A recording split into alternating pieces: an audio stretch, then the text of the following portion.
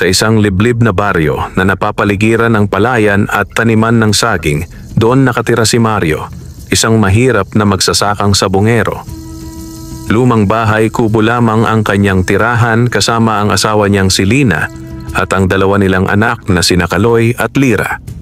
Biyak-biyak ang sahig na kawayan at sa tuwing umuulan, tumutulo ang bubong na pawid. Araw-araw, maaga siyang bumabangon upang mag-araro sa maliit nilang lupang tinataniman ng palay at gulay. Sa likod ng bahay ay may ilang puno ng saging na siya ring nagbibigay sa kanila ng kaunting dagdag na kita. Ibinibenta nila ang bunga sa bayan tuwing linggo. Ngunit kahit anong sipag ni Mario, tila hindi sumasapat ang kinikita sa dami ng bayarin at pangangailangan. May isang bisyo si Mario na hindi niya maiwasan, ang sabong. Hindi siya sugarol na walang pakundangan, ngunit sabongero siyang may pag-asang isang araw, baka sakaling manalo nang malaki ang manok niya at umahon sila sa hirap. Subalit sa tuwing sasali siya sa sabungan, kadalasan ay talo. Isang Sabado, dinala ni Mario ang tanging panabong niyang si Ulap, isang puting manok na may bahid na kalawang ang pakpak. Iyon na ang ikalimang beses na dadalhin niya si Ulap sa sabungan ng bayan. Sa paligid ng sabungan, maingay ang mga tao, maya't maya ang sigawan at tawanan, at ang mga mananay ay halos magkabuhol-buhol ang mga boses sa ingay. "Narito na naman ang laging talo!" sigaw ng isang sabungerong si Carding, sabay tawa na sinabayan ng barkada niya. "Mario, sigurado ka ba dyan sa manok mo? Baka gusto mong iprenda na lang sa akin nang di ka na nalulugi." Ngumiti lamang si Mario ngunit ramdam niya ang hapdi ng pangungutya. Hinaplos niya ang batok ni Ulap. "Kaya mo to, kaibigan." Mahina niyang bulong sa manok, bagamat ang puso niya ay kinakabahan.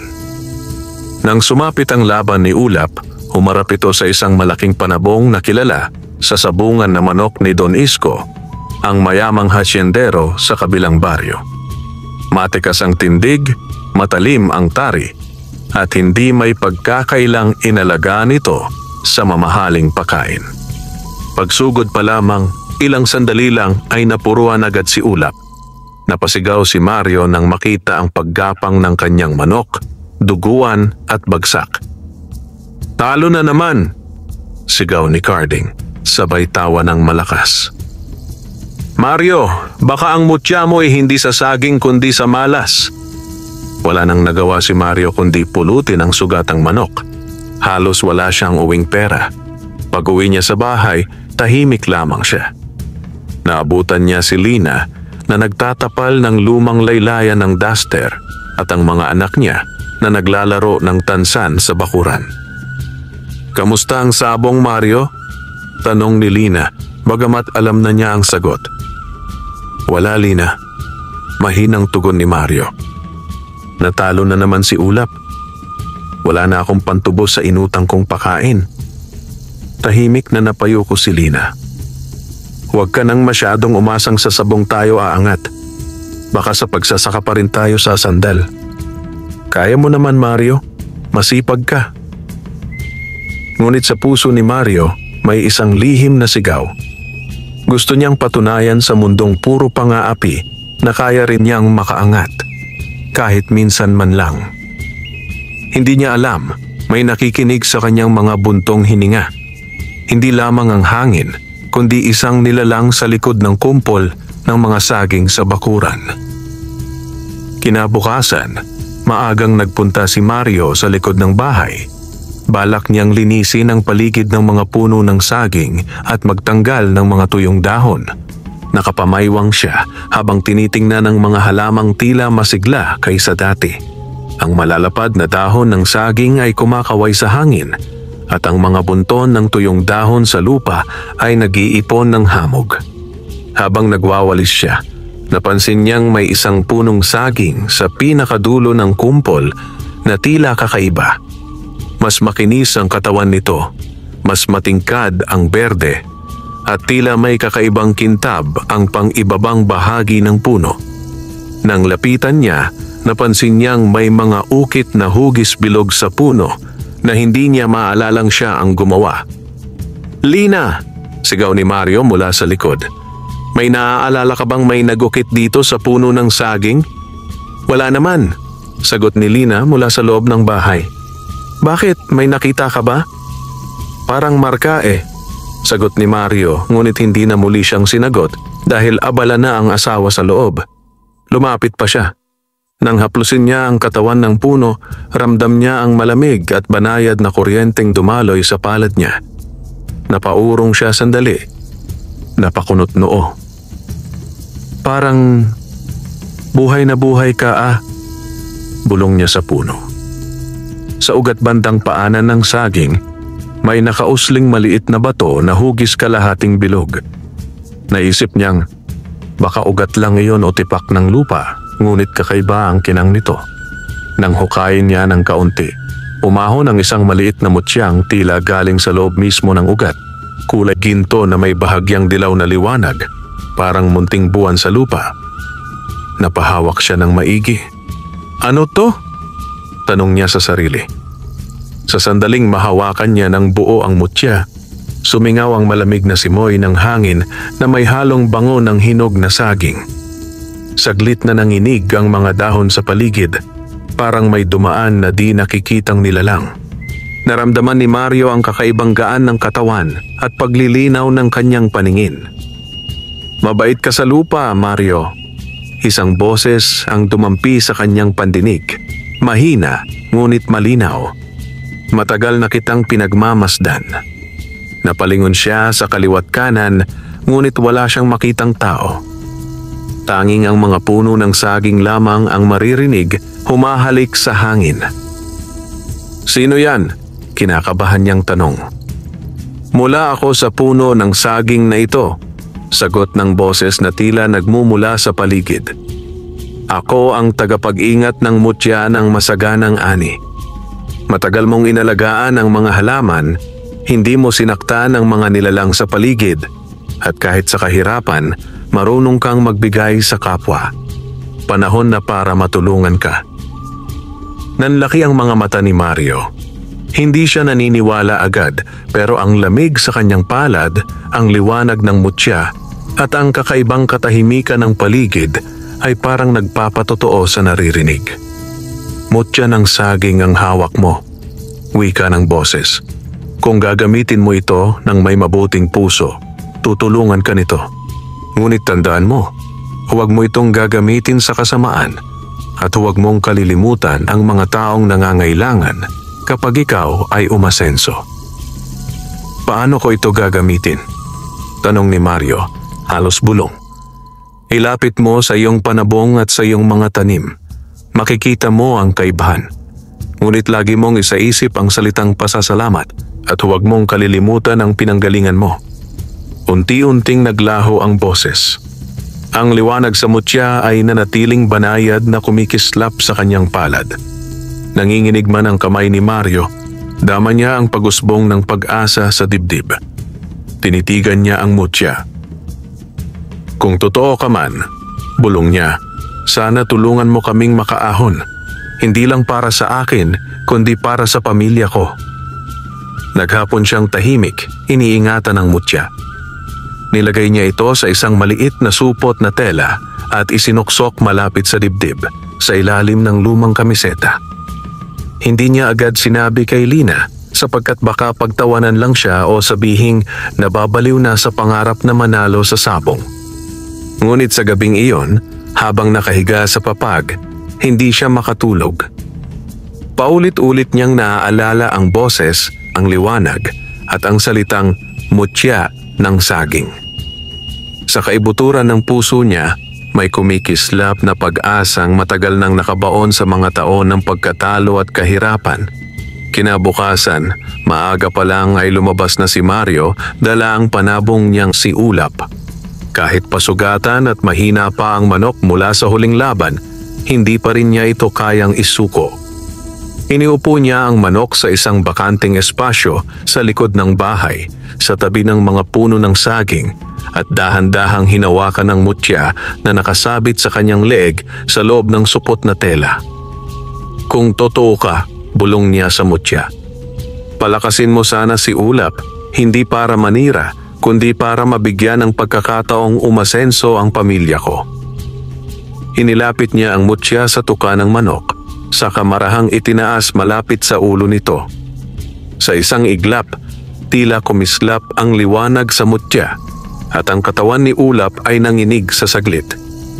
Nagangat ng ulo ang manok, parang nagising sa matagal na pagkaidlip. Napatingin si Mario na pahawak sa dibdib.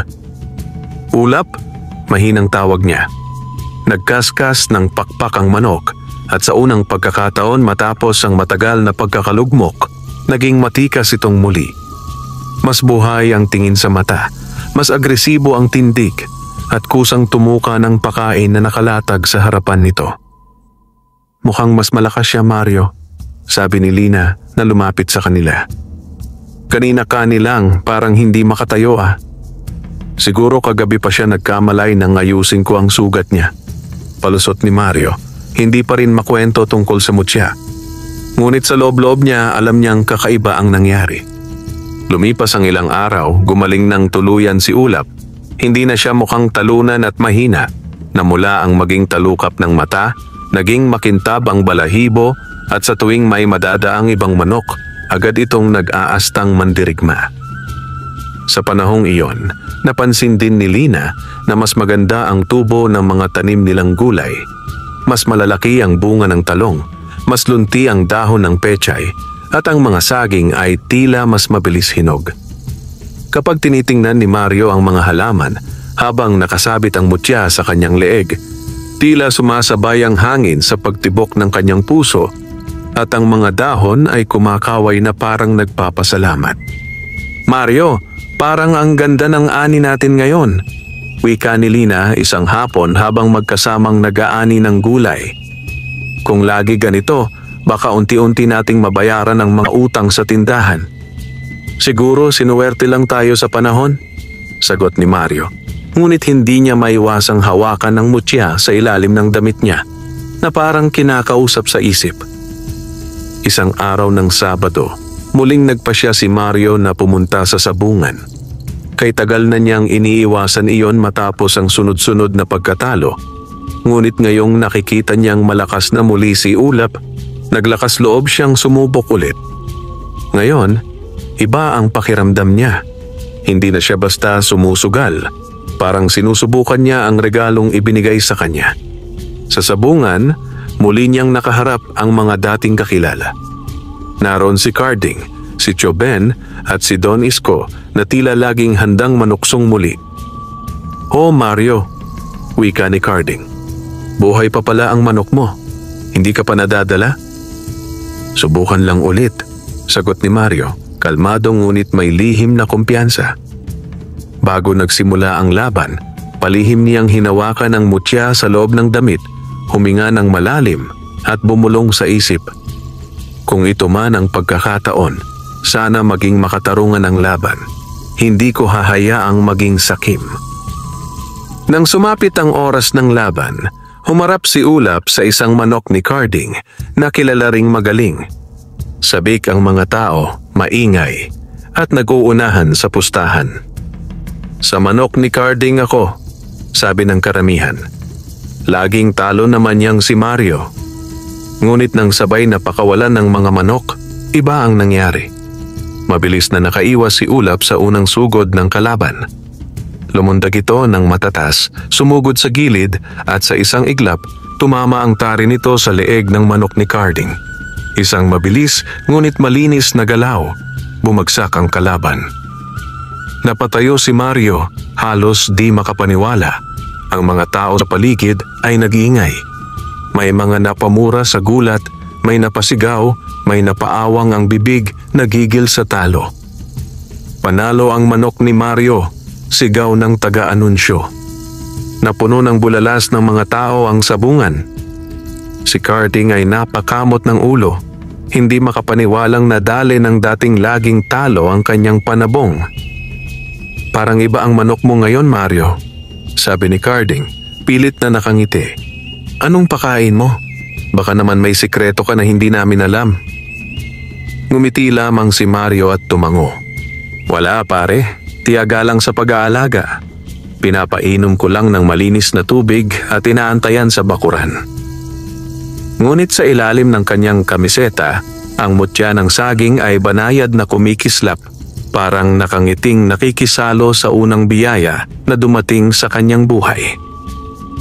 Mula nang manalo si Ulap sa unang laban matapos ang pagkakadiskubre ni Mario sa mutya, sunod-sunod ang naging tagumpay nito sa sabungan. Hindi naman palaging malalaki ang pustahan, ngunit sapat upang unti-unting maibalik ni Mario ang kanyang mga pagkatalo noong nakaraan. Tuwing Sabado at Linggo, dinadala niya si Ulap sa sabungan. Sa bawat laban, hindi niya nakakalimutang humawak sandali sa mutya at magpasalamat sa isip. Sa bawat panalo, inuuna niyang bayaran ang utang sa tindahan ni Aling Rosa, bumili ng bigas at kaunting karne para naman malasahan iyon ng mga anak niya kahit paminsan-minsan. "Papa, ang sarap ng ulam." Tuwang-tuwang sabi ni Kaloy habang kumakain sila ng adobong manok at ginisang gulay. "Pwede ba araw-araw ganito?" "Kung kakayanin, anak," sagot ni Mario na may ngiti. "Pero dapat kayanin din nating mag-ipon." Napansin ni Lina na hindi na nauubos ang laman ng bigas sa sako bago sumapit ang susunod na linggo.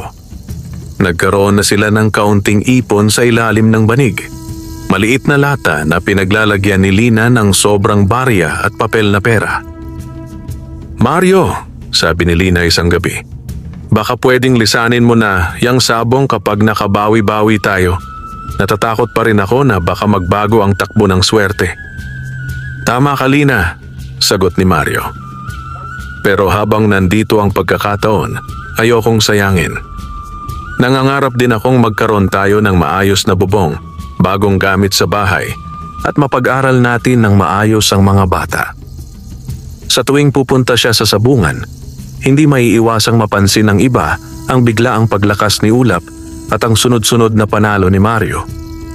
Dati, siya ang laging pinagtatawanan at tinutukso, ngunit ngayon, nag-iba ang tingin ng mga tao. "Si Mario, ha?" bulong ng ilan. "Parang may dalang swerte. Baka may anting-anting yan. Baka may nakilala yang albularyo," sabi naman ng iba. "O baka may kinuhang mutya sa ilog o sa gubat." Si Don Isko mismo, nasanay na siya ang lagi ang bida sa sabungan, ay nagsimulang mapatingin ng masinsinan kay Mario. Minsan, lumapit pa ito at kinamayan siya. "Magaling ang manok mo, Mario," wika ni Don Isko, nakangiting tila hindi totoong masaya. "Kung gusto mo, bibili ako ng susunod mong sisiw. Babayaran kita ng mahal." "Maraming salamat po, Don," magalang na tugon ni Mario. "Pero sa ngayon, si Ulap lang ang panabong ko. Hindi pa po ako nagpaparami ng mga manok. Wala pa po tayong sapat na kulungan." "Sabihin mo lang sa akin kapag handa ka," sagot ni Don Isko.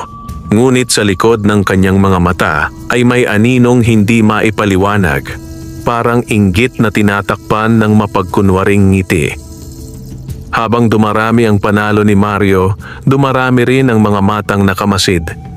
May ilan na humahanga sa kanya, nakikitang inspirasyon ng pagsisikap at pagbangon niya. Ngunit may iba ring nagsisimulang makaramdam ng inggit at pagdududa. Isang gabi, habang pauwi si Mario mula sa sabungan, sinamahan siya ni Carding na ngayon ay medyo mas maayos ang pakikitungo sa kanya. "Mario," bulong ni Carding, "aminin mo nga sa akin. May anting-anting ka ba? Hindi naman ganyan kalakas dati si Ulap, ah." Napangiti si Mario, bahagyang nahihiya, ngunit hindi rin pwedeng magkwento ng totoo. "Wala, Carding. Siguro tumama lang sa pag-aalaga. Nilalagyan ko ng dahon ng saging ang kulungan at marunong akong magdasal bago magpalaro." "Dahon ng saging?" natatawang sagot ni Carding. "Kung ganon, damihan ko na rin saging sa bakuran namin." Ngunit nang magkahiwalay sila ng daan, naiwan sa isip ni Carding ang hinalang may kakaiba kay Mario. At sa mga ganitong bulong nagsisimula ang mga panganib, hindi lamang sa pera at sa talo, kundi sa mga pusong hindi marunong tanggapin ang pag-angat ng iba. Samantala, sa bakuran ni Mario, patuloy sa paglago ang mga saging at gulay. Mas marami na silang naiaani at naibebenta sa bayan. Kapag may sobrang pera, bumibili na si Mario ng kaunting manok na pinalalaki niya para sa itlog at karne. Ang dati halos sampayang puno lang ng lumang damit, ngayon may mga bagong bestida na si Lira at simpleng polo na si Kaloy. Sa gitna ng unti-unting pag-angat na ito, lagi pa ring humihinto si Mario sa likod ng bahay, sa ilalim ng puno ng saging na pinagkunan ng mutya. Dito siya tahimik na nagpapasalamat, tahimik na bumubulong sa hangin, at umaasang magpapatuloy ang biyayang natatanggap. Ngunit alam ng mutya at ng nagbabantay na nilalang kung paano gumanap ang kapalaran ng tao. Kapag dumarating ang biyaya, hindi lang kabutihan ang sumusunod, pati pagsubok, tukso, at mga matang naghihintay ng pagkakataong manira. Habang lumilipas ang mga buwan, lalong dumarami ang panalo ni Mario sa sabungan. Hindi na lang siya kilala bilang laging talo, kundi bilang mahinhin pero mabangis ang manok. Minsan, kahit hindi na masyadong malaki ang pustahan, mas pinipiling pumusta ng ilan sa kanya, naniniwalang may kakaiba sa kanyang pag-alaga at sa tikas ni ulap. Mula sa maliit na ipon sa lata, unti-unti itong napalitan ng mas makapal na bunton ng pera. Nakabili sila ng bagong kawayan para sa sahig na dati butas-butas. Naayos ang bubong na laging tumutulo. Nakabili rin sila ng simpleng radyo, damit para sa mga bata, at ilang gamit sa kusina na dati ay pinapangarap lang ni Lina. "Lina," sabi ni Mario isang gabi habang sabay nilang binibilang ang kaunting naipong pera, "kapag tuloy-tuloy ito, balak kong palitan ang bahay kubo. Gawa tayo kahit simpleng bahay na semento, matibay sa ulan at bagyo." "Talaga?" Nakangiting sagot ni Lina, halos kumikintab ang mga mata. "Hindi ko akalaing maririnig ko yan sa'yo, Mario. Pero sana huwag mo rin kakalimutan ang pagsasaka. Baka makasanayan mo na lang ang sabong." "Hindi, Lina. Hindi ko tatalikuran ng lupa. Dito tayo bumuhay nung wala pa akong panalo. Ang sabong para lang dagdag." Ngunit sa loob ng sabungan, may iba na ring nagbabago kay Mario. Kapag nananalo siya ng sunod-sunod, napapadalas ang tawanan niya kasama ang ilang sabonghero. May mga alok na kumain sa karinderya, uminom ng kaunting alak pagkatapos ng laban. Minsan, napapatagal ang uwian niya kaysa dati. Isang gabi, matapos ang sunod-sunod na panalo, niyaya siya ni Carding at ng iba pang sabongero. "Mario, halika na. Sa may tindahan ni Aling Rosa, magpulutan tayo. Ikaw na ang bida ngayon eh." "May uwi pa akong bibilhin para sa mga bata," tugon ni Mario. "Saka baka mag-alala si Lina." "Sandali lang to," pilit ni Carding. "Para naman ma-relax ka." Sa una, tumanggi si Mario. Ngunit dahil sa paulit-ulit na paghikayat, napapayag din siya. Umupo siya sa mesa kasama ang ilan pang sabongero. Umikot ang baso ng alak. Hindi siya sanay uminom, ngunit napilit siya sa isa, dalawa, tatlong tagay, hanggang sa uminit ang kanyang pakiramdam at naging madulas ang kanyang dila. "Mario," tanong ng isang sabongero, "ba't di ka magpalaro ng mas malaki? Kita mo, panalo ka lagi. Kung tataasan mo ang pustahan, baka makabili ka agad ng tricycle o kahit bagong motorsiklo." "Oo nga," sabat ni Carding. "Sayang ang swerte. Ang dami mong panalo, maliit lang pustahan mo. Nang kakaunti ang napupulot mong pera kumpara sa kaya mong makuha." Napaisip si Mario. Totoo nga naman. Kung doble ang ipupusta, doble rin ang panalo. Ngunit sa gilid ng isip niya, nananahan ang paalala ng boses mula sa mutya. Huwag maging sakim. Pag-uwi niya ng gabing iyon, nadatnan niyang nakatulog na sina Kaloy at Lira, magkayakap, at si Lina ay nakaupo pa, naghihintay. May hawak na tahiyang damit. "Na-late ka, Mario?" Mahinahon ngunit may halong pag-aalala na wika ni Lina. "Nag-alala ako. Naya lang ng konting pulutan. Sagot ni Mario. Medyo nahihiya. Nakalimutan ko sa oras. Hindi ko naman pinagbabawalan, sabi ni Lina. Pero sana huwag mo sanang kalimutan kung ano ang dahilan kung bakit ka nakikipagsabong. Para pamilya, hindi para sa barkada. Napayuko si Mario. Oh, Lina, pasensya na. Hindi mauulit. Ngunit sa pagdaan ng mga araw, unti-unti nang kumakatok ang tukso ng mas malaking kayamanan. Kapag nakikita niya ang mga panalong pera, naiisip niya ang kaya pa niya itong palakihin. Kaya pa niyang dagdaga ang pusta. Kaya pa niyang bumili ng mas maraming manok panabong, magpatayo ng mas malaking kulungan, at maging isa sa mga kinikilalang malalaking sabongero sa bayan. Isang hapon, habang hawak niya ang mutya sa likod ng bahay, napabuntong hininga siya. Kung tataasan ko kaya ang pusta? Kakayanin kaya? Sa payapang simoy ng hangin, may dumampi muling paalala. Hindi boses na malinaw, kundi pakiramdam na bumigat ang hangin sa paligid. Kumurap-kurap ang liwanag sa mutya parang may babala. Ngunit ang puso ni Mario, na matagal nang nangarap makaahon sa hirap, ay nagsimulang mabingi sa munting paalala. Ang mutya ng saging ay biyaya. Ngunit tulad ng lahat ng biyaya, nasusubok kung paano ito pangangalagaan ng taong pinagkalooban. Lumipas pa ang ilang linggo at hindi maikakaila sa buong baryo ang unti-unting pag-angat ng kalagayan ni Mario at ng kanyang pamilya. Nagkaroon sila ng bagong kaldero, mas maayos na gamit sa kusina, at kahit simpleng tsinelas na bago ay naipambili na niya para sa mga anak. Nagsimula na rin siyang bumili ng hollow blocks at ilang sako ng semento na balang araw ay gagamitin sa pagpapagawa ng mas matibay na bahay. Isang umaga, habang wala sa bahay si Mario dahil nasa palayan, dumaan sa bakuran ang dalawang kabataang sabongero na sina Nestor at Berto, mga kabarkada ni Carding. Napansin nila ang maayos na tindig ng mga tanim na saging at ang tila kakaibang sigla ng buong bakuran. "Tingnan mo to, Berto," ani Nestor. "Parang ibang klase ang saging dito ni Mario. Ang lalaki ng dahon, ang gaganda ng bunga. Tsaka ang daming kinang ng lupa, oh," dagdag ni Berto habang sinusundot ng paa ang lupa. "Baka naman may tinatago to sa lupa o sa puno." Sadyang mausisa si Nestor. Mula pagkabata, sanay siyang makialam sa hindi dapat pakialaman.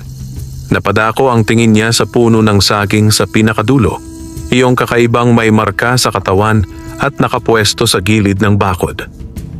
"Halika, tingnan natin yon," sabi niya. "Baka doon nanggagaling ang swerte ni Mario." Nilapitan nila ang puno, pinagmasdan ang katawan nito. Napansin nila ang may bahagyang nakabaong hukay malapit sa ugat, bagamat muling natabunan ng lupa. "Parang may hinukay dito," bulong ni Berto. Sinundot ni Nestor ang lupa gamit ang lumang piraso ng kahoy. Habang ginagawa niya ito, napaluhod siya at hinukay pa ng kaunti. Hindi naman niya nakita ang mutya dahil kinuha na yon ni Mario noon pa, ngunit napansin niyang iba ang kulay ng lupa. Tila may kumikinang na maliliit na butil na parang alikabok ng ginto. "May kakaiba talaga," sabi ni Nestor. "Siguro dito nanggaling ang kung anong ginagamit ni Mario. Baka may mutya." "Kung mutya, magandang pera yan," sabay tingin kay Berto. "Kung makita lang natin kung ano, baka magawa rin natin." Hindi nila napansin na mula sa bintana ng bahay, si Lina ay nakamasid. Nakita niyang may kung ano silang hinahanap sa puno ng saging at agad siyang kinabahan. Lumabas siya at tinawag sila. "Nestor, Berto," malakas na wika ni Lina. "Anong ginagawa ninyo riyan sa likod ng bahay? Wala naman kayong paalam." Nagulat ang dalawa, agad tumayo at pilit nang ngumiti. "Wala po, Ate Lina," palusot ni Nestor. Titingin lang po sana kami ng panggatong. Akala namin pwedeng humingi. Kung panggatong, sabihin niyo ng maayos. Sagot ni Lina, nakatitig sa kanilang dalawa. Huwag niyong pinapakialaman ang mga tanim ni Mario. Mahirap kitain yan. Napakamot ng ulo si Berto. Pasensya na po. Lalabas na po kami. Umuwi ang dalawa na may baon ng bagong hinala. Sa daan pa uwi, nagsimula silang gumawa ng sarili nilang kwento. Nakarating ang bulong kay Carding at di nagtagal pati kay Don Isko na laging may taingang nakikinig sa paligid. Mukhang may tinatagong mutya si Mario sa puno ng saging. Kwento ni Nestor kay Carding sa sabungan. Kaya siguro biglang gumandaan niya, saka panalo lagi ang panabong niya. Mutya ng saging? Natawa si Carding ngunit may bahid ng paniniwala. Kung totoo man yon, magandang malaman natin kung nasaan. Nakarating ang balita kay Don Isko at hindi tulad ng iba na tatawa lang, siya ay natahimik. Hindi siya sanay na may ibang umaangat sa sabungan at sa ani nang hindi niya saklaw o kontrolado. Kahit anong yaman meron ako, bulong ni Don Isko sa sarili. Ayokong may umaangat na hindi dumada sa akin. Simula noon, naging mas mapanuri ang tingin ni Don Isko kay Mario. Sa tuwing mananalo si Mario, napapansin niyang napapahawak ito sa dibdib na parang may inaalagaan na mahalagang bagay. Kapag uuwi, hindi ito agad nakikipagsaya sa sabungan. Tahimik lang, uuwi at magmumukhang kontento na sa kaunting panalo. Isang gabi, habang palabas sa sabungan, nilapitan ni Don Isko si Mario. Mario, magalang na sambit ng mayamang hasyendero. Balita ako maganda raw ani mo sa saging. Baka interesado kang ibenta sa akin ang ilan sa mga puno mo. Bibili ako ng cash, mas mahal pa sa bentahan sa bayan. Nagulat si Mario. Maraming salamat po Don, pero maliit lang po ang taniman ko. Kung ibebenta ko pa po ang saging, baka wala na kaming money para sa sarili. Hindi mo ba iniisip na pwede kang lumipat sa mas malaking lupain kung may puhunan ka? Patuloy ni Don Isko. Marami akong lupang pwedeng paupahan o ibenta sa'yo kung talagang gusto mong umasenso. Napaisip si Mario, pero hindi niya maiwan ang taniman. Lalo na ang puno ng saging na may mutya. Sa ngayon po Don, masaya na po kami sa kung ano ang meron. Baka sa susunod kapag kaya na po. Napilitan si Don Isko ng ngumiti, ngunit sa loob-loob niya, nagsimula ng mabuo ang isang plano. Hindi niya hahayaang may mahirap na magsasaka na bigla na lang aangat ng lampas sa kanya, sa sabungan, sa ani, at sa paggalang ng mga tao. Habang pabalik si Mario sa bahay, dala ang kaunting panalo, malamig ang hangin sa gabi. Sa bakuran, sa lilim ng puno ng saging, marahang kumikislap ang mutya sa ilalim ng kanyang kamiseta. Tila alam na may unos na papalapit. Isang gabi, malakas ang ulan at kumikidlat sa kalangitan. Nagkukulong sa loob ng bahay ang pamilya ni Mario. Si Lina ay abala sa pagluluto ng simpleng lugaw habang ang mga batay nakahiga na sa papag, nakikinig sa kulog na dumadagundong. Papa, hindi ba tatangayin ang bahay natin ng hangin? Tanong ni Lira medyo takot. Huwag kang mag-alala, sagot ni Mario. Matibay pa to at kasama natin ang Diyos. Ngunit sa labas, may ibang matang nagmamatiyag. Sina Nestor at Berto na matagal nang nanghuhula tungkol sa mutya ni Mario ay napakiusapan ni Carding na mamasid sa bahay niyang iyon. Sa likod nila, isang lalaking nakakapote ang tahimik na nakatayo. Si Teryong Albularyo, kilalang gumagawa ng orasyon at nagbebenta ng anting-anting sa mga nagbabayad ng malaki. Sigurado ba kayo? Tanong ni Teryo sa dalawa. Mutya ng saging, sabi nyo? Opo, Mang Teryo, sagot ni Nestor. Ang sabi, sa puno ng saging nanggaling, doon sa pinakadulo ng bakuran niya. Doon siya laging napapadpad bago magpunta sa sabungan. Kung may mutya nga siyang galing sa halaman, Malakas ang bisa nun, tugon ni Teryo. At kung mapupunta sa atin, mas lalo ninyong mapapakinabangan. Sa gitna ng ingay ng ulan, dahan-dahan silang pumasok sa bakuran ni Mario. Ang ingay ng patak ng ulan sa pawid at lupa ang nagsilbing takip sa kanilang mga yapak. Pumaybay sila sa gilid, sinundan ng hanay ng mga saging papunta sa puno sa dulo. "Tingnan nyo kung may nakabaon sa paligid nito," utos ni Teryo. Lumuhod si Nestor at Berto, hinukay ang lupa malapit sa ugat. Ngunit tulad ng dati nilang ginawa, wala silang nakita kundi lupa at ugat. Napakunot noo si Teryo. "Wala naman ha," sabi ni Berto.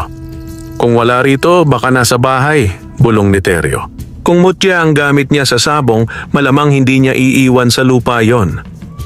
Sumilip sila sa bintana ng bahay. Nakita nilang magkakasama ang pamilya ni Mario sa iisang lugar, nagsisiksikan para uminit. Nasa gilid ng dingding ang lumang baul na pinaglalagyan nila ng damit at ilang gamit. Sa isang sulok may pader na may nakasabit na lumang rosaryo at ilang lumang kwintas. "Pakinggan niyo ko," bulong ni Teryo sa dalawa. "Pasukin ninyo habang malakas ang ulan. Kayo na ang bahala sa loob. Ako ang magbabantay dito sa labas." Nag-aatubili sina Nestor at Berto. Hindi nila inakalang aabot sa ganito ang kanilang paninilip.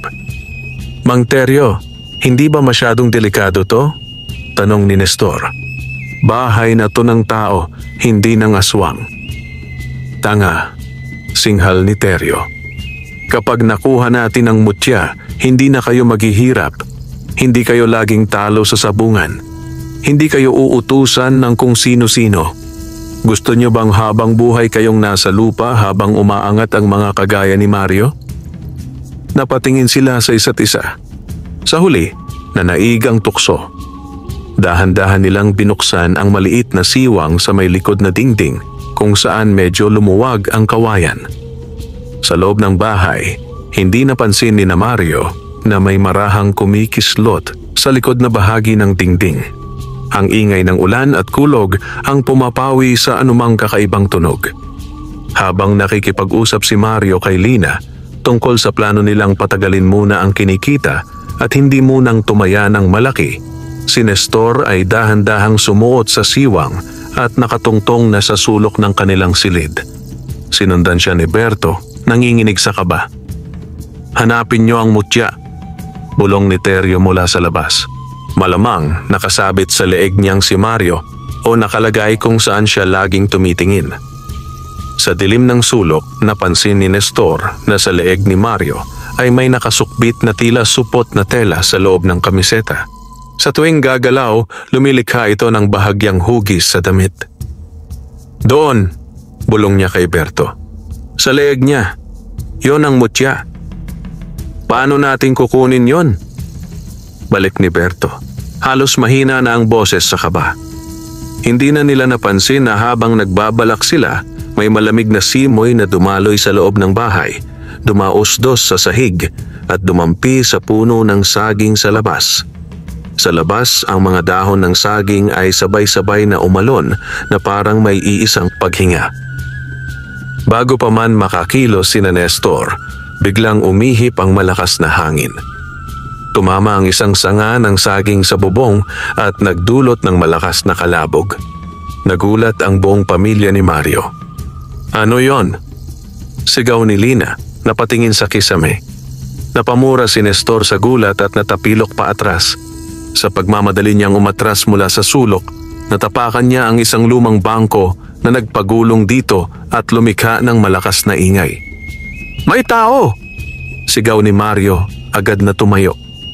Mabilis niyang kinuha ang itak na nakasabit sa dingding. Nagkandara pa sina Nestor at Berto na makalabas sa siwang. Sa pagmamadali, naipit pa ang paa ni Berto sa kawayan at kinailangan niyang puwersahang hilahin. Sa labas, mabilis silang kumaripas ng takbo kasama si Teryo na napamura sa pangyayaring sablay. Lumabas si Mario sa ulan, hawak ang itak. Sumilip siya sa bakuran, ngunit dahil sa bagsik ng ulan, wala siyang makita kundi mga aninong nagtatakbuhan sa dilim. Pumintig ang kaba sa dibdib niya. Agad niyang hinawakan ang mutya sa loob ng kanyang kamiseta. Naroon pa rin, ligtas. May nagtangkang pumasok, sabi niya kay Lina nang bumalik siya sa loob, basang-basa. May narinig ka ba sa likod? Wala, sagot ni Lina, nanginginig. Akala ko sa kulog lang yun. Tinignan ni Mario ang mga bata na ngayon mas lalo pang nagsiksikan sa gitna ng papag, halatang takot. Umupo siya at niyakap ang mga ito. Sa loob-loob niya, alam niyang hindi na simpleng inggit at bulong lang ang umiikot sa baryo. Mayroong nanghahangad sa kung anong meron siya. Hindi lamang sa pera, kundi sa mismong mutya na pinagmumulan ng kanyang pagangat.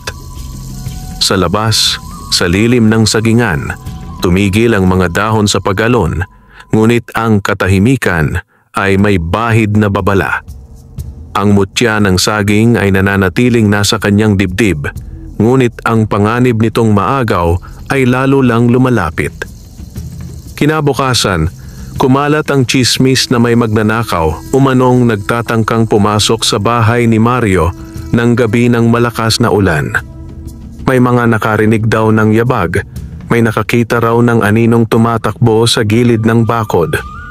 Ngunit walang makapagturo ng eksakto kung sino. Mario, sabi ni Aling Rosa sa tindahan, mag-ingat ka. Hindi na biro yang mga ganyang balita. Kapag umaangat ang isang pamilya, laging may kukuha o may maninira. Alam ko po, sagot ni Mario. Pero hindi ko na alam kung saan mag-iingat. Sa bahay, sa bukid, sa sabungan, parang laging may matang nakatingin. Kinabukasan, may malaking palaro sa bayan. Isang malakihang derby kung saan malalaki ang pustahan. Naroon si Don Isko, ilang kilalang sabonghero sa kalapit bayan at maraming taong sabik makakita ng matitinding laban. Naanyayahan si Mario na sumali. Ngayon, ang alok ni Carding ay mas agresibo.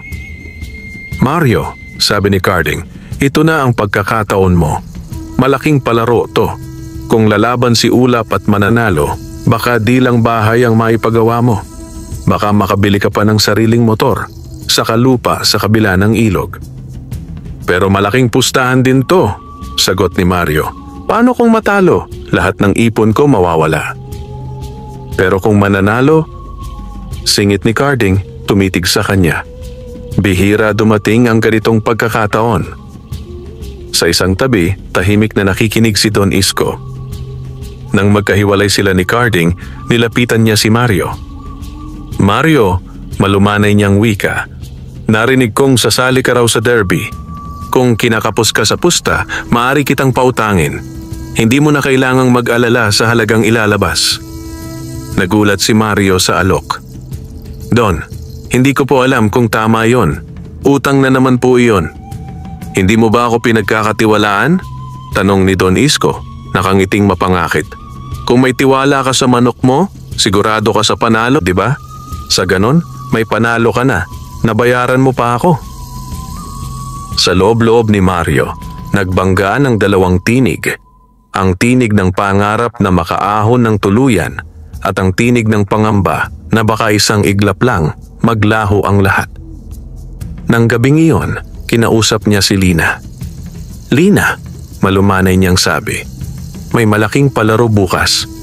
Kung sasali si Ulap at mananalo, baka kaya na nating ipagawa agad ang bahay. Hindi ko na kailangang maghintay pa ng matagal. Totoo yan, Mario, sagot ni Lina, tahimik. Pero ano ang kapalit? Gaano kalaki ang ilalabas mong pera? Handa ka bang mawala ang lahat kung sakaling hindi tayo palarin? Kapag hindi na sumugal, hindi rin uusad, sagot ni Mario. Pero hindi rin ako pwedeng bulag na tatalon. Ang hirap. Ang tanong, sabi ni Lina habang nakatingin sa kanya. Kanino ka ba higit nagtitiwala? Sa mutya o sa sarili mong sipag at sa Diyos? Baka kasi nabubura na yung dati mong paniniwala. Natahimik si Mario. Tumayo siya at lumabas sandali, huminto sa ilalim ng puno ng saging. Hinawakan niya ang mutya sa leeg. Kung totoo ang sabi mo, bulong niya sa hangin. Tulungan mo akong magdesisyon. Ayokong maging sakim, pero ayokong sayangin ang pagkakataon. Ano ang tama? Hindi sumagot ang boses na dati niyang naririnig. Subalit sa banayad na pag-uga ng mga dahon, naramdaman niya ang malamig na dampi ng hangin sa kanyang mukha, parang paghaplos ng paalala. Ang tunay na lakas ay hindi kayamanan kundi ang puso na marunong makontento at magpasalamat. Kinabukasan, sa sabungan, napuno ang lugar. Maingay ang mga tao, malalaki ang dalang pera ng mga sabungero at tila pista ang aura ng buong lugar. Nakapila ang mga panabong, bawat isa'y inaalagaan, pinupunasan at pinapainom. Lumapit si Carding kay Mario. Ano na pare, sasali na ba si Ulap? Malaki ang kailangang pusta ha, pero malaki rin ang premyo. Kasunod noon, lumapit din si Don Isko, may dala pang sobre. Mario, ito na yung alok kong halaga. Tanda ng tiwala ko sa manok mo. Kapag nanalo ka, doble ang balik sa'yo. Kapag natalo, babayaran mo sa takdang panahon. Madali pang pag-usapan yan. Tinitigan ni Mario ang sobre, saka tumingin kay Ulap na nakatingin sa kanya na parang isang kaibigang handang sumuporta anuman ang mangyari. Sa kanyang leeg, naroon ang mutya, tahimik ngunit parang tumitibok. Huminga ng malalim si Mario. Don, Carding, sabi niya, salamat sa tiwala niyo. Pero hindi ko isasali si Ulap sa palarong ito. Ayokong ipagsapalaran ang lahat dahil lang sa isang malaking panalo. Mas gusto kong unti-unting umahon, salig sa sigurado naming kayod. Nagulat si Carding. Ha? Mario, sayang to. Napakurap si Don Isko, hindi makapaniwala. Sigurado ka ba? Ang dami nang nagsasabing malakas ang manok mo. Ito na ang pagkakataon. Mas sigurado ako sa ayaw kong mangyari, sagot ni Mario. Ayaw kong isang gabi lang, mawawala lahat ng pinaghirapan namin. Kung may mutya man o wala, mas mahalaga sa akin na nakakatulog kaming payapa ng pamilya ko. Tinalikuran niya ang alok. Sumama niya pa uwi si Ulap, kahit pa may mga bulong at sabi-sabing sayang ang lakas ng kanyang panabong. Sa paglalakad niya pa uwi, pakiramdam niya ay gumaan ang dibdib niya. Sa bakuran, sa lilim ng puno ng saging, nakatayo si Mario, nakatingala. Kung mali man ang desisyong to, bulong niya, mas gusto ko ng mali na payapa ang loob kaysa panalong puno ng kaba at takot. Ang mutya ng saging ay banayad na kumislap sa kanyang dibdib, parang pagsang-ayon sa pinili niyang daan. Hindi natuwa si Don Isko sa desisyon ni Mario. Sa kanyang isip, hindi lamang pera ang nawala sa kanya, kundi pagkakataon ding ipakitang siya pa rin ang hari sa sabungan at may kontrol sa mga tulad ni Mario. Sa galit niya, lalo pa niyang pinakinggan ang bulong ni Teryo, Nestor at Berto. Mahirap kunin ang mutya sa bahay niya, sabi ni Teryo. Pero may ibang paraan para pilitin siyang ibigay yon. Anong balak mo? Tanong ni Don Isko, malamig ang tingin. Kapag hindi siya dadaan sa pakiusap, dadaan siya sa takot. Isang gabi, habang si Mario ay nasa bukid at ginagabihan sa pag-aani ng palay, dumaan sa bahay niya sina Nestor at Berto kasama ang dalawang hindi kilalang lalaki, pawang nakasombrero at nakatakip ang muka. Si Lina at ang mga bata ay naroon sa loob, nag-aayos ng hapunan. Nang marinig ni Lina ang pagkakatok na malakas sa pinto, agad siyang kinabahan. Sino yan? Tanong niya. Kaibigan ni Mario, sagot ni Nestor mula sa labas, nangingiti. May mahalaga kaming pag-uusapan. Pagbukas ng pinto, agad pumasok ang 4 na lalaki. Nakita ni Lina na may dalang patpat at tila hindi mabuting balak. Anong kailangan ninyo? Tanong ni Lina, nanginginig. Nasaan ang mutya? Malamig na tanong ni Teryong nakatayo sa likod, ngayon ay lumantad mula sa dilim. Anong mutya? Sagot ni Lina, nakakunot ang noo. Wala kaming ganyang bagay dito. Walang lokohan, sabat ni Nestor. Alam namin na may mutya si Mario na galing sa puno ng saging. Dito niya itinatago. Kung ayaw mong may mangyaring masama sa pamilya mo, ibigay mo. Napalunok si Lina, ngunit hindi siya nagpadaig. Kung may mutya man o wala, hindi ko ibibigay ang wala naman sa akin. Hinawakan ni Berto ang braso ni Kaloy, na noon ay nakatayo sa gilid. Napaiyak ang bata. "Mama!" sigaw nito. "Pakawalan mo ang anak ko!" Sigaw ni Lina, agad na lumapit at hinila ang anak paatras.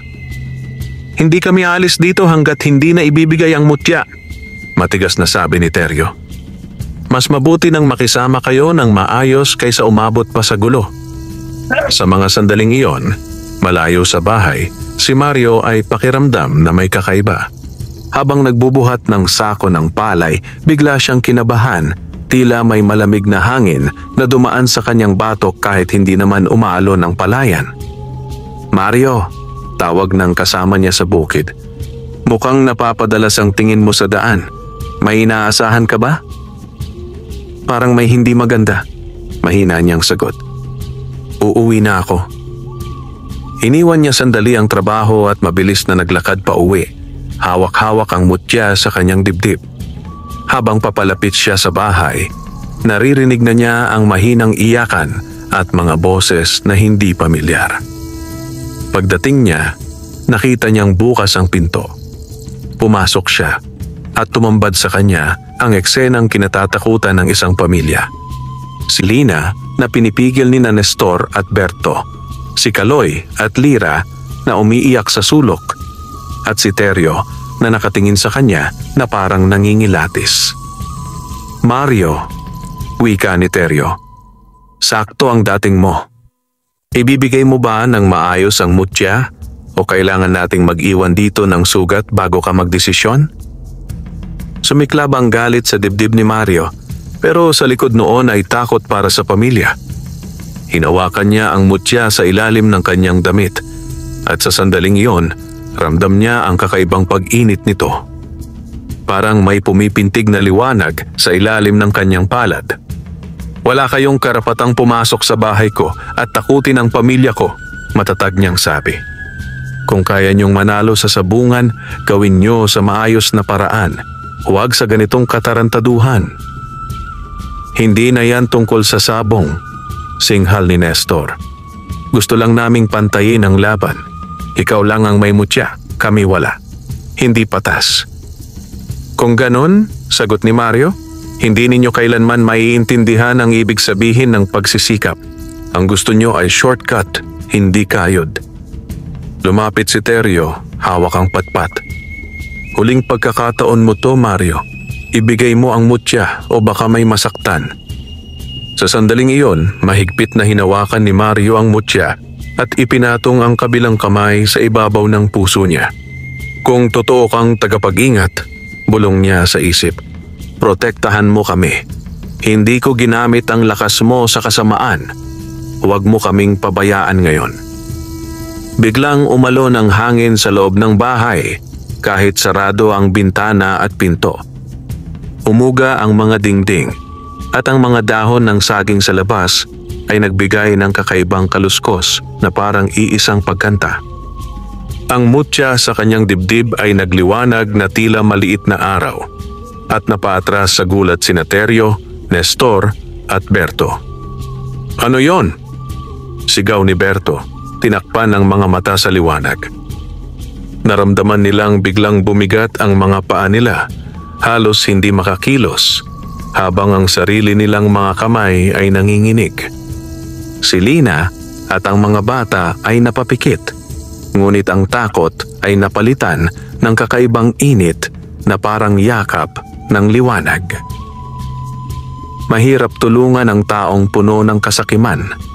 Biglang dumaplis na boses sa isip ni Mario. Hindi ito ang boses na naririnig niya noon, kundi mas matatag, mas malinaw. Sa kisame, sa sulok ng bahay, tila may munting aninong anyo na nagliwanag. Animoy maliit na diwata ng halaman, nakaputi, at may korona ng dahon ng saging sa ulo. Isang saglit lamang itong nasilayan, ngunit sapat upang magdala ng matinding takot sa puso ng mga may masamang balak. Hindi kayo galang sa tahanan at sa kabutihang loob. Tila sambit ng hangin. Lumayo kayo kung ayaw niyong maparusahan ng kalikasan na matagal ninyong binaliwala. Napatakbo palabas ng bahay sina Nestor at Berto, halos magtulakan sa taranta.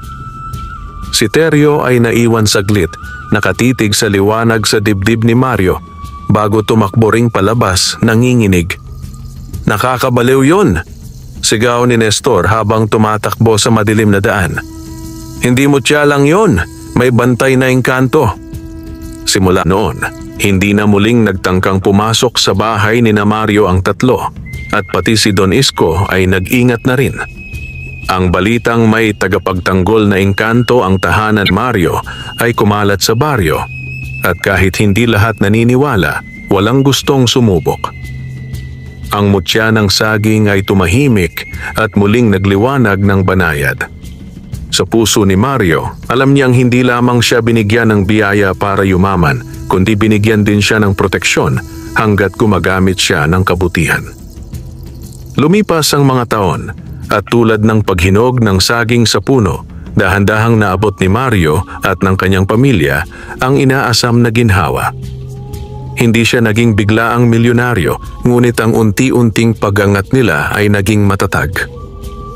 Naitayo nila ang isang simpleng bahay na semento, may maayos na bubong na hindi na tumutulo sa ulan. Nalagyan ng bakal na bintana at matibay na pinto. Sa tabi ng bahay, nanatili pa rin ang sagingan. Hindi niya kailanman ibinenta ang lupain, bagkus lalo pa niya itong inalagaan. Naglagay siya ng maliit na kubo sa gilid, pahingahan kapag galing sa bukid. Si Kaloy at Lira ay nakapag-aral ng maayos. Si Kaloy ay nahilig sa agrikultura at natutong mag-eksperimento sa iba't ibang paraan ng pagtatanim. Habang si Lira ay nag-aral ng accounting upang matulungan ang ama sa paghawak ng kita. Sa bawat hakbang ng kanilang pag-aaral, dala nila ang alaala ng panahong halos wala silang makain. Si Mario, kahit na kilalang panalo sa sabungan, ay nagdesisyon sa bandang huli na bawasan ang kanyang pagsali. Napagtanto niyang sapat na ang mga nakuha nila. Hindi na niya kailangang tumaya ng malaki. Kapag dadalhin pa rin niya si Ulap o ang mga susunod nitong henerasyon sa sabungan, ginagawa niya lamang iyon para sa kasiyahan, hindi na sa desperadong paghabol sa pera. Nakakatuwang isipin, sabi ni Lina isang hapon habang magkasamang nagkakape sa silong ng bahay, na dati, takot na takot tayong mawalan ng bigas. Ngayon, kahit papaano, kaya na nating tumulong sa kapitbahay na gipit. Kaya gano'n na lang ang pasasalamat ko sa mutya at sa nagbabantay sa atin, sagot ni Mario. Pero higit sa lahat, kayod din natin at pananalig sa Diyos. May mga pagkakataon na may kumakatok sa kanilang pintuan, mga kapitbahay na nangangailangan ng tulong, kung minsan ay bigas, kung minsan ay pamasahe para sa ospital o pangbaon sa eskwela. Hindi nag-aatubiling tumulong si Mario kahit kaunti lamang ang maibigay. Naalala ko ang sarili natin noon. Lagi niyang sinasabi kay Lina kung paanong kahit piso ay napakalaki na dati. Sa sabungan, hindi na siya kinakantiyawan bilang laging talo. Sa halip, siya ay kinikilala bilang sabungerong marunong magpasya, marunong tumanggi at marunong makontento. Maraming beses pa siyang inalok ni Don Isko ng kung ano-anong negosyo, ngunit marunong na siyang pumili. Ayokong iwan ang lupa, lagi niyang sagot. Dito ko naramdaman ang tunay na yaman. Isang dapit hapon, habang nakaupo sa tabi ng puno ng saging sa dulo ng bakuran, hinawakan ni Mario ang mutya na nakalagay na ngayon sa isang maliit na kahong kahoy. Hindi na niya ito laging sinusuot, ngunit lagi niya itong itinatago at dinadalaw. Maraming salamat, bulong niya. Hindi lang sa pera at bahay, kundi sa mga aral na natutunan ko. Sa banayad na hangin, tila sumagot ang mga dahon ng saging sa isang mahinang kaluskos. Ang paligid ay tila payapa, at ang langit ay kumukulay kahel, tanda ng papalubog na araw. Lumapit si Kaloy, may dalang isang maliit na punla ng saging. "Papa, itatanim ko to sa tabi ng iba pa nating puno," sabi niya. "Sabi ng guro namin, maganda raw na magtanim pa ng mas marami." Ngumiti si Mario. "Sige anak, tandaan mo, bawat punong saging, parang pangakong biyaya. Pero higit sa lahat, dapat lagi tayong magpasalamat sa kahit kaunting ibinibigay nito." "Papa," tanong ni Lira na sumunod din, "totoo ba yung sabi-sabi sa baryo na may mutya raw dito sa sagingan natin?" Tumingin si Mario sa mutya sa kanyang kamay, saka ibinalik ang tingin sa mga anak niya. "May mga bagay na hindi kailangang ipagyabang, pero maaaring gawing inspirasyon," sagot niya. "Ang mahalaga, natuto tayong huwag abuso ang swerte, gamitin sa tama, at tumulong sa iba." Nagkatinginan ang magkakapatid at hindi nila kinulit pa ang ama. Sa halip, tumulong sila sa pagtatanim ng bagong punla. Sabay-sabay nilang tinabunan ng lupa ang ugat nito. Sa huling pagkakataon bago niya muling isinara ang kahon ng mutya, muling tumingin si Mario sa maliit na batong kulay ginto na tila may sariling liwanag. "Kung dumating ang panahon na kailangan kang magparaya sa iba," bulong niya, "handa akong ipasa ang kabutihang natanggap ko. Pero sana, kahit wala ka na sa akin, manatili ang aral na iniwan mo." Mula noon, hindi na naging sentro ng buhay ni Mario ang sabong at ang mutya, kundi ang pamilya, ang lupa at ang komunidad na unti-unti ring umaangat dahil sa kanyang pagbabahagi. Sa bawat ani ng saging, bawat palay na naaani, at bawat batang natutulungan nilang makapasok sa eskwela, nakikita niya ang tunay na ibig sabihin ng pagyaman. Si Mario, ang dating mahirap na sabongerong magsasaka, ay hindi na lamang kilala dahil sa mutya ng saging, kundi dahil sa pusong marunong gumamit ng biyaya ng may paggalang, kababaang loob at malasakit sa kapwa. At sa lilim ng mga punong saging sa kanilang bakuran, tila palaging may mahiwagang presensyang nagbabantay, hindi na lamang sa mutya, kundi sa pamilyang natutong yakapin ang tunay na yaman na hindi kailanman matatalo ng kahit anong pustahan o sabong sa mundo. Wakas.